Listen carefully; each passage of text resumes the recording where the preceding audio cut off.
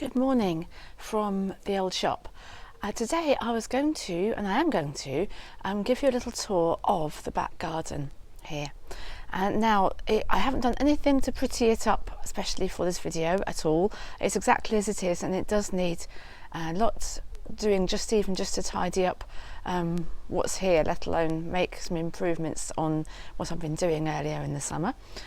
But anyway, I thought if you'd like to see it how it is right now, then we can come back here another time, in fact quite soon, when I've done some more things, and we'll see how it's coming on.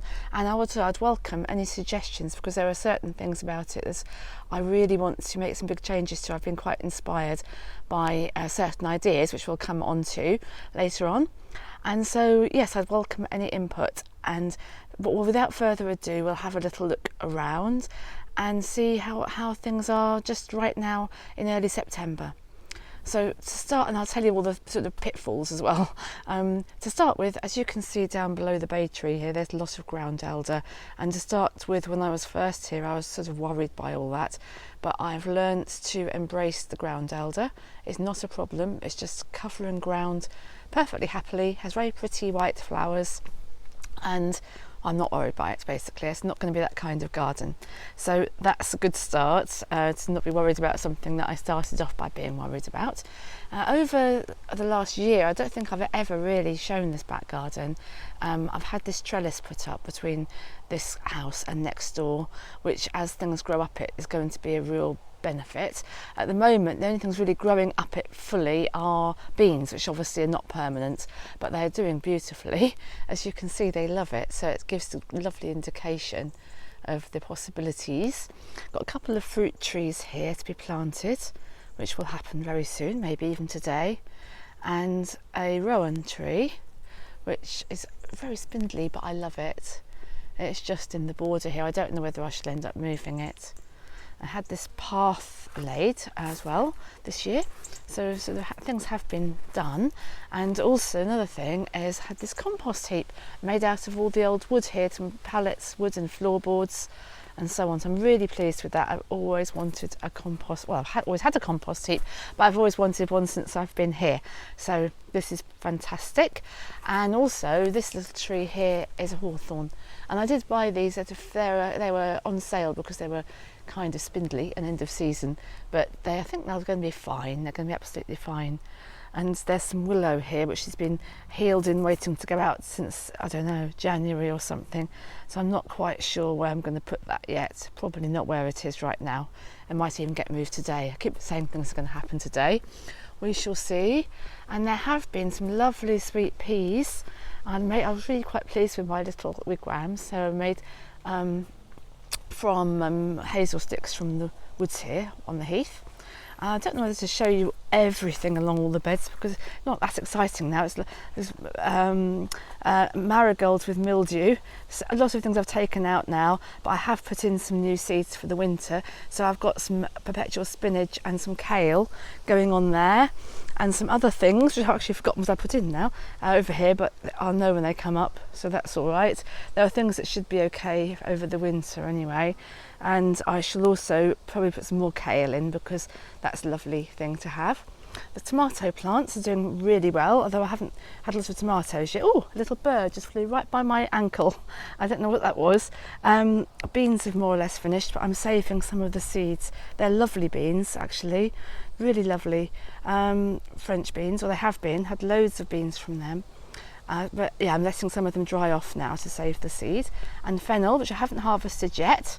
But if we come down here, I'll show you that there's some really good, there, can you see? Really good bulb down there. Amazing, isn't it, how it does that all by itself, or seemingly so.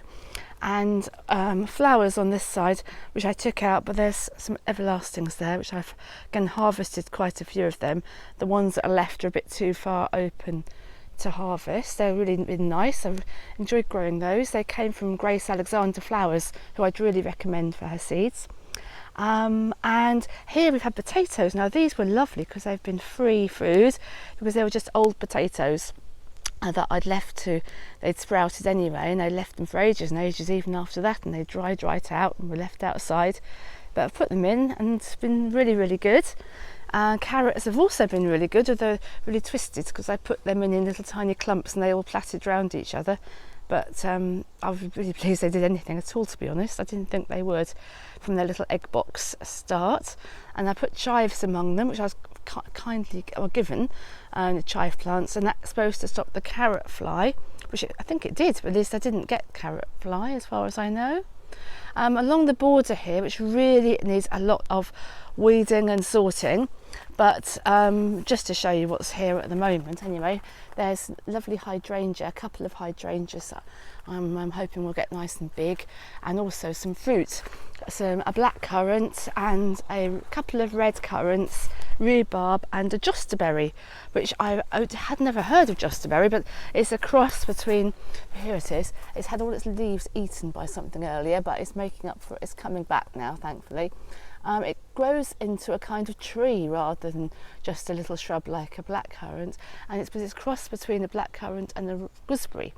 And I heard about them from the wonderful, I'm a real fan of Colette O'Neill, who does this YouTube channel called Belton the Cottage, which again I shall link to. I really recommend her channel, and she is in Ireland, and I think everything's much lusher there. Probably they get loads more rain than we do, but her josterberries are like trees.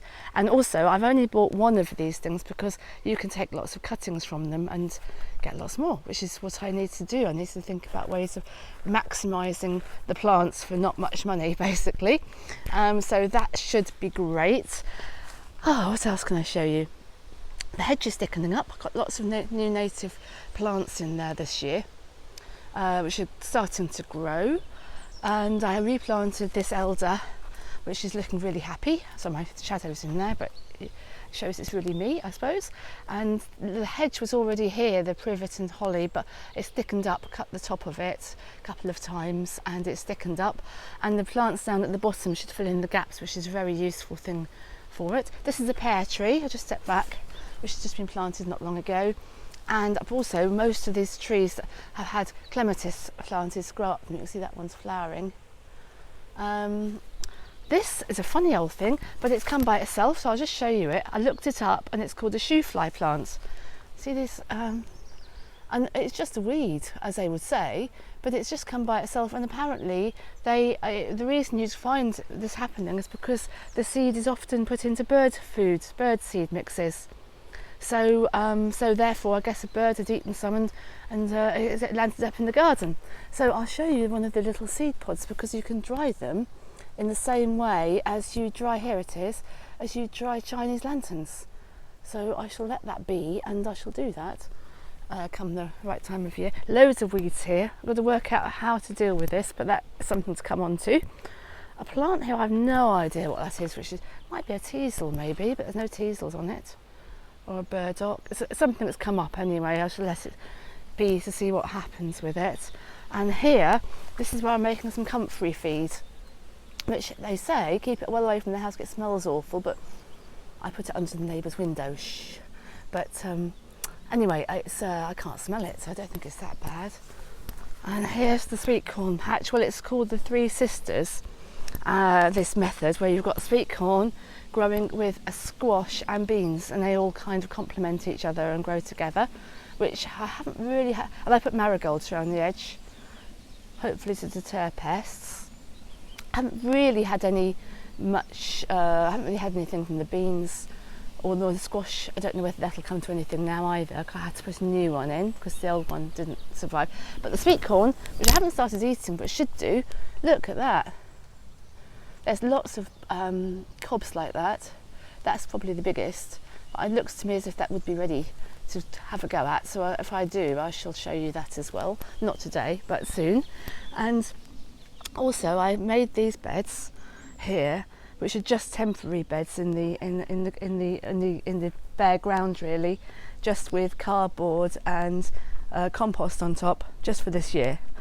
So that will be different next year. But I put flowers there, courgettes, which took ages and ages to get started. But now, as you can see, there are courgettes, and I have had quite a few. This was a flower patch, which is meant to be the start of this great cut flower enterprise, which I don't think is going to now be, but they are lovely to have just for this year. I love this Ami, beautiful Visnaga, and that's my one single Dorcas carota, which is like a wild carrot, and I love that, even though only one of them has flowered. And these are different scabious. I've picked all these dark varieties and all these dark pink cosmos. There's 3 different sorts there, which are rather lovely, although I haven't really made the most of them in terms of picking, but I love having them here. So what else can I quickly show you? This is all really a work in progress with all this bark chip. It's over cardboard because the garden had been bulldozed, which I rightly or wrongly did. You'll see me in the mirror. I didn't really mean that to happen. It was a really scruffy area here. I don't think we'll go down there because there's not much point at this stage. I've got herbs along here, which were in pots for ages, but they've really, now I've been kind enough to them, which I wasn't before, leaving them in those pots for too long. They are much happier, as you can see. They're really spreading, and herbs are not fussy once they're with their feet in the ground. Also, this is the wall, which is a really good south-facing wall, which is going to be good in the future. I've got dahlias down here, which are sort of doing something now. They were very slow.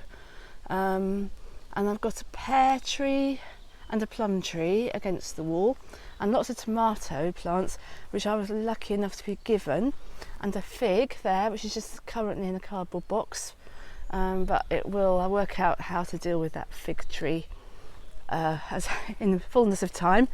What else can I show you? Another rhubarb, but this is all very, very, very much a mutable kind of project at the moment, because since starting all this, and I wanted to have these beds and make it allotment like, I've now discovered the idea of permaculture and making a forest in this, which sounds a bit ambitious, a food forest. So I don't know how much of the garden to give over to that, but I do want to do it because I just think it's a fantastic thing to do. And I think I might keep the beds, the three raised beds at this end here, and then start the forest here. You can't get that much of an idea maybe of the scale from a video like this. It's not huge, but I think you can do this kind of thing even in a really small garden if you just scale it appropriately. And I probably won't scale it appropriately because I would have big trees to hide the next door window, because the hugest disadvantage here, and this is where I could do with some input and some suggestions, is as you can see the next door window there totally overlooks my garden. It doesn't overlook their garden at all, only mine, and this is not welcome to me. I'm a great one from my own space, and just a feeling of privacy really. Though you might say, well, why did you buy that house then? Which is a very fair point, but at the time this garden was really overgrown and it wasn't such an issue. There were trees which are not here now, so obviously new trees will take a while to establish, to give that same effect, or hopefully even a better effect, because they weren't particularly nice trees, which is why the decision was taken to change everything. But anyway, any suggestions there would be very, very, very much appreciated. I'll leave you with a view of probably the most beautiful thing at the moment in the garden, which is this lovely cosmos. So I hope you have a lovely day today, everyone, and I hope to hear from you in the comments any ideas you might have, which can't include anything like expensive structures or anything like that, but just maybe trees that would be native trees that would grow quickly, something like that, or ways of dividing the garden up. Anyway, let me know if you think of anything, and I'll say goodbye. Bye.